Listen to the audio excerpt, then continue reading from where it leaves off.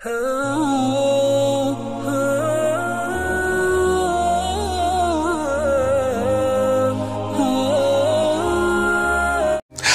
वालेकुम दोस्तों, कैसे हो? उम्मीद है कि सब खैरियत से होंगे।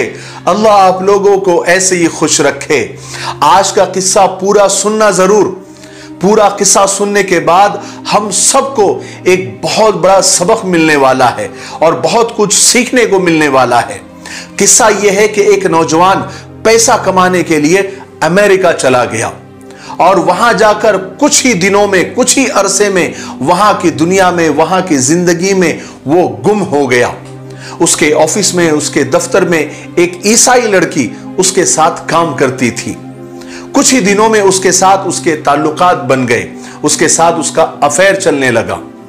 फिर कुछ दिनों के बाद उस लड़के ने फैसला किया कि मैंने अगर शादी करनी है तो इसी लड़की से करनी है, और इस बात का इजहार उसने उस लड़की से किया कि मैं तुमसे शादी करना चाहता हूं। लड़की ने जवाब दिया कि मैं पहले अपने माँ बाप से मशवरा करूंगी। माँ बाप उसके पक्के ईसाई थे और वो मुसलमान को बिल्कुल पसंद नहीं करते थे, लेकिन बेटी की बात को रद्द भी नहीं कर सकते थे। तब उन्होंने एक रास्ता निकाला। उस नौजवान के सामने उन्होंने चंद ऐसी अजीब शर्तें रखी कि अगर ये शर्तें तुम मानोगे, यानी वो नौजवान अगर मानेगा, तो हम तुम्हारी शादी उसके साथ कर देंगे।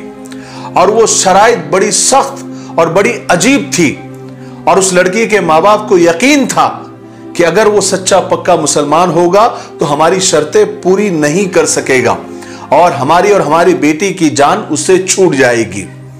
सबसे पहली शर्त कि अगर शादी करनी है तो सबसे पहले उस नौजवान को जहां अभी वो रहता है वो जगह छोड़ देनी होगी और हमारे घर के करीब आकर उसको रहना पड़ेगा। नौजवान ने वो शर्त कबूल कर ली। दूसरी शर्त ये थी कि तुम्हारा जो अभी दोस्त अहबाब का हलका है, फ्रेंड सर्कल है, तुम्हें एकदम से उन सबको छोड़ देना होगा। ना फोन पर तुम कांटेक्ट करेंगे, ना कोई राब्ता करेंगे, ना तुम उनसे मिलोगे जुलोगे, बल्कि हमारे कम्युनिटी के लोग जो है उनको तुम अपना दोस्त बनाओगे और उनके साथ तुम ताल्लुकात रखोगे और उनके साथ तुम राब्ते में रहोगे, फ्रेंडशिप करोगे। उस लड़के ने यह शर्त भी मान ली। तीसरी शर्त यह लगाई कि तुम अपने माँ बाप से हमेशा के लिए तुम अपना राब्ता तोड़ दोगे। नौजवान ने वो शर्त भी मान ली। वो इश्क में इतना अंधा हो गया था। चौथी शर्त उसने ये रखी, यानी उसके माँ बाप ने, लड़की के माँ बाप ने ये रखी कि तुम अपने मुल्क कभी भी नहीं जाओगे, तुम यहीं पर रहोगे। नौजवान ने ये शर्त भी मान ली।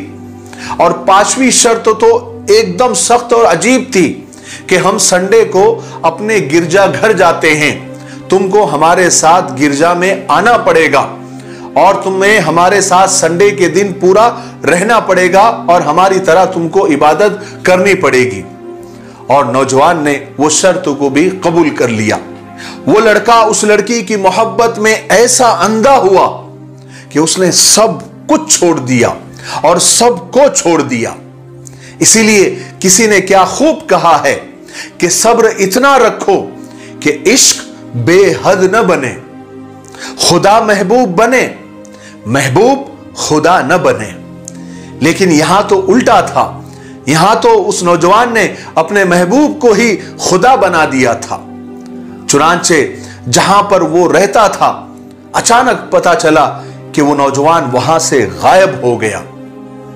दफ्तर वालों ने बहुत ढूंढा, दोस्तों ने भी तलाश किया, लेकिन उस नौजवान का कहीं पता नहीं चला। 1 महीना, 2 महीना, 3 महीना, 4 महीने तक लोगों ने उसको तलाश किया। अब वो मुल्क भी इतना बड़ा है कि कोई अगर गुम होना चाहे तो आराम से गुम हो सकता है। लोग 1 साल तक तकरीबन उसको याद करते रहे, उसको तलाश करते रहे। बहरहाल लोगों की मेमोरी से अब उस नौजवान की बातें और यादें अब निकलने लग गई थी।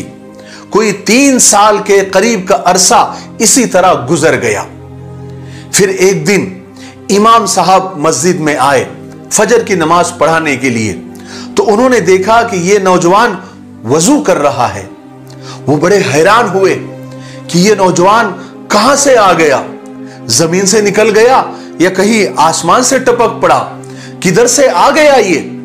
खैर वो इमाम साहब बड़े समझदार थे, उन्होंने नमाज पढ़ाई और उस नौजवान को अपने साथ अपने कमरे में ले गए और कहा कि भाई देखो, हमारा तुम्हारे साथ बड़ा गहरा ताल्लुक था, इतने साल इतना अरसा तुम हमारे पास नहीं आए, तुम्हें हमारी याद नहीं आई, चलो खैर तुम आज आ गए हो तो एक कप चाय पी लो।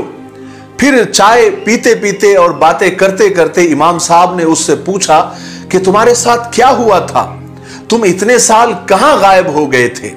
तो उस नौजवान ने पूरा किस्सा सुनाया, कहने लगा कि मुझे एक लड़की से मोहब्बत हो गई थी और उससे शादी करने के लिए मैंने सबको और सब कुछ छोड़ दिया, यहां तक कि मेरे माँ बाप, मेरा प्यारा मुल्क, मेरे प्यारे दोस्त, यहां तक कि मैंने आपको तक सबको छोड़ दिया और उसके साथ मेरी शादी हो गई और हमारी जिंदगी गुजरने लगी थी।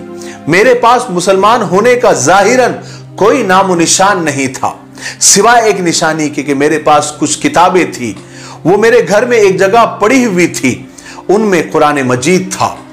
जब मैं सुबह रोजाना तैयार होकर ऑफिस जाने के लिए निकलता तो उन किताबों पर मेरी नजर पड़ती थी, तो कुरान मजीद को देखकर मुझे अल्लाह याद आता था, अल्लाह का ध्यान आता था और मैं अपने दिल में कहता था कि तू ख्वाहिशात के पीछे लग गया है, तू बहुत बड़ा गुनहगार है, लेकिन सच्चे अल्लाह का सच्चा कलाम आज भी तेरे घर में मौजूद है।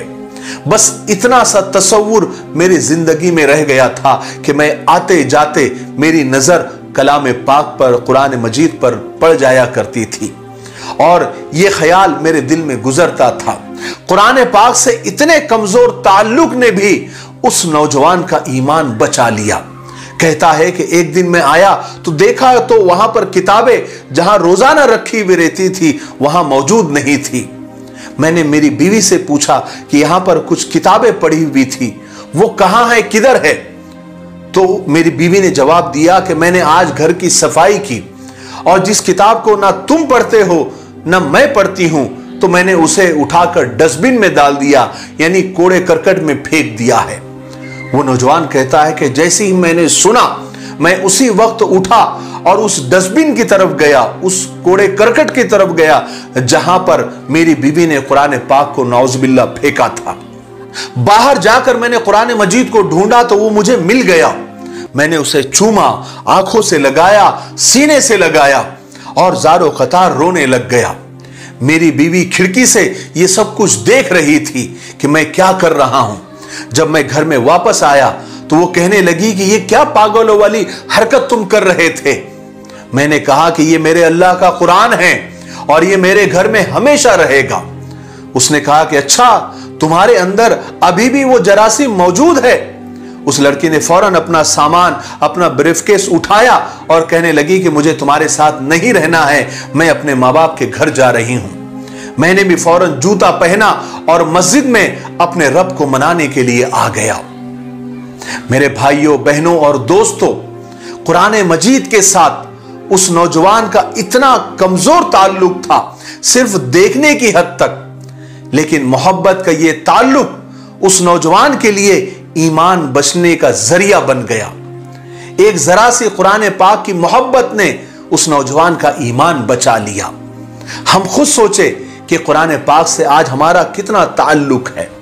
समझना, अमल करना तो बहुत बड़ी बात है। क्या हम रोजाना तिलावत भी करते हैं? हां, हम कुरान पाक का अदब बहुत करते हैं और अदब के चक्कर में कुरान मजीद को हमने इतना ऊपर रख दिया है कि अब हमारा वहां तक हाथ नहीं पहुंचता। आखिरी बात सुन ले, होगी जमाने भर की डिग्रियां तुम्हारे पास, होगी जमाने भर की डिग्रियां तुम्हारे पास, घर में रखा कुरान अगर पढ़ ना पाओ तो अनपढ़ हो तुम। अल्लाह तबारक व तआला हमें कुरान पाक पढ़ने की, उसे समझने की, उस पर अमल करने की तौफीक नसीब फरमाए और कुरान पाक से बेरुखी पर हम सबको माफ फरमाए। मेरे लिए, पूरी उम्मत के लिए और पूरी इंसानियत के लिए खैर और भलाई की दुआ करते रहे। अस्सलामु अलैकुम व रहमतुल्लाहि व बरकातुहू।